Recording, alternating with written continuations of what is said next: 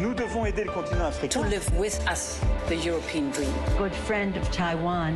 Europe 1, bonjour. Europe 1, il est 6h52. L'heure de retrouver la revue de presse internationale, l'actualité dans la presse étrangère sous le regard de nos correspondants. Nous sommes d'abord en Inde avec Com Bastin. Bonjour Com.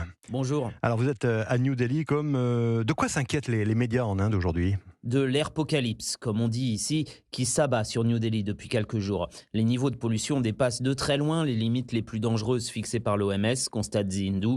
Conséquences, fatigue, maux de tête, yeux et gorge qui piquent. Plusieurs facteurs s'ajoutent à la pollution déjà endémique de la circulation et de la ville, les brûlis agricoles pratiqués autour de la capitale et la saison des fêtes et ses nombreux pétards qui ont tous deux lieu en novembre. Résultat, constate le Hindustan Times, chacun se renvoie la faute et la situation empire. Delhi est aujourd'hui la capitale la plus polluée du monde. Ses habitants perdent au moins 10 ans d'espérance de vie, rappelle Indian Express.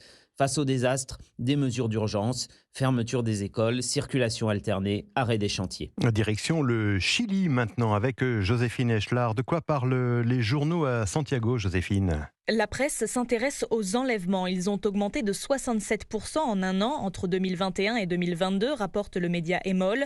C'est le kidnapping d'un chef d'entreprise qui a mis le sujet sur la table. Après avoir été séquestré pendant plus de 24 heures, il a finalement été libéré sous caution. 3 de ses ravisseurs ont été arrêtés, raconte El País. Il s'agit d'un Colombien et de 2 Vénézuéliens. Dans les colonnes de la Tercera, le maire d'une ville au nord du Chili, proche du Pérou et de la Bolivie, dénonce le manque de contrôle aux frontières, ce qui aurait conduit, selon lui, à l'installation sur le sol chilien de bandes criminelles étrangères qui ont importé certains types de délits.